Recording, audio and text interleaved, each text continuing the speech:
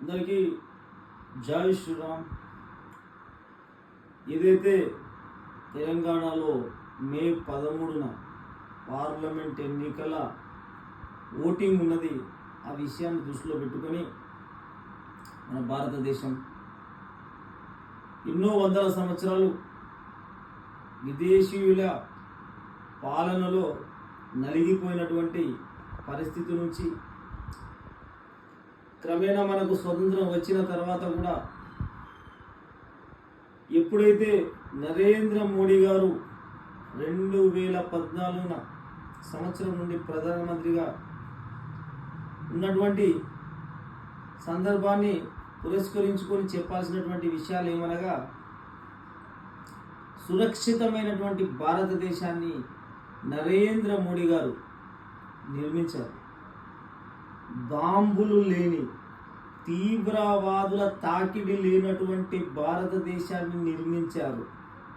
మనము అంతకంటే ముందు స్వతంత్ర పోరాటంలో పాల్గొనకున్నా కూడా మనం బాధపడాల్సినటువంటి అవసరం లేదు.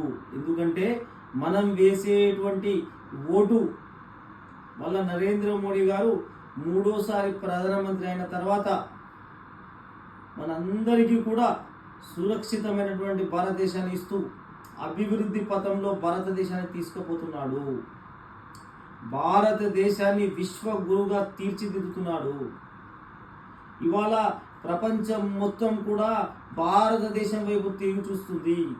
ఉక్రెయిన్లో రష్యాకు జరుగుతున్నటువంటి ఏదైతే యుద్ధంలో మన విద్యార్థులు అక్కడ చిక్కుకున్నటువంటి సందర్భంలో మన ప్రధానమంత్రి గారు యుద్ధాన్ని ఆపి మన విద్యార్థులను తీసుకువచ్చారు. అంటే ప్రపంచంలోనే అత్యంత శక్తివంతమైన దేశంగా భారతదేశాన్ని తీర్చిదిద్దినటువంటి ఘనత నరేంద్ర మోడీ గారిది.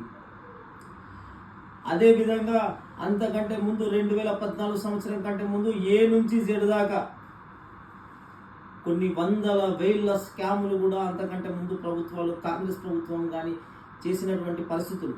కానీ అవినీతి లేనటువంటి భారతదేశంగా, భారతదేశంలో ఉన్నటువంటి ప్రజలందరూ కూడా తన కుటుంబంగా భావించి భారతదేశాన్ని గొప్ప దేశంగా తీర్చిదిద్దారు. కాబట్టి మనందరం కూడా దయచేసి 100కు 100% పోలింగ్ జరగాల. అందరు ఇంట్లో నుంచి బయటకు రండి.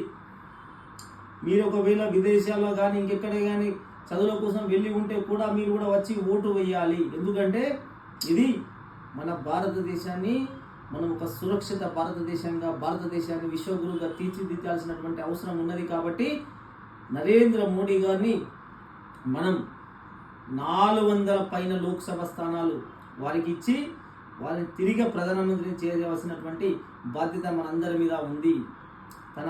ఏదైతే తన కుటుంబం మొత్తం కూడా ఈ భారతదేశంలో ఉన్నటువంటి ప్రజలుగా ఆయన భావిస్తున్నటువంటి గొప్ప ప్రధానమంత్రి. కాబట్టి మన బాధ్యత, అందరి బాధ్యత, ఈ దేశాన్ని మనం కాపాడుకోవాలి. మనకున్నది ఇది ఒకటే దేశం కాబట్టి అందరం కూడా కమలం పువ్వుపై ఓటు వేద్దాం. మనం మన భారతదేశ ప్రధానమంత్రి నరేంద్ర మోడీ గారిని మరొకసారి మూడోసారి ప్రధానమంత్రిగా చేయాల్సినటువంటి మహత్కార్యంలో అందరం భాగస్వాములు అవుదాం. ముఖ్యంగా కరీంనగర్లో ఉన్నటువంటి ప్రజలను ఉద్దేశించి నేను చెప్పాల్సింది ఏమనగా, ఇక్కడ చూస్తుంటే భారతీయ జనతా పార్టీ అత్యధిక మెజారిటీతో గెలిచేటువంటి పరిస్థితి కనిపిస్తుంది. అయినప్పటికీ కూడా నేను ఇక్కడ ఉన్నటువంటి ప్రజలందరినీ కూడా నేను వేడుకుంటున్నాను, దయచేసి కూడా అందరూ కూడా ఓటు వేయాలి. ఎలాగో మెజారిటీ వస్తుందనే విషయాన్ని మీరు పక్కన పెట్టండి. మీరు అందరూ ఓటు వేయండి. ఓటు వేసి ఏదైతే ఈ గొప్ప కార్యక్రమం ఏదైతే ఉందో, భారతదేశాన్ని విశ్వగురుగా తీర్చేటువంటి కార్యక్రమంలో మనందరం భాగస్వాములు అవుదాం. కమలం పువ్వు ఓటేద్దాం. మన దేశాన్ని మనం కాపాడుకుందాం. జై శ్రీరామ్. భారత్ మాతా కీ జై.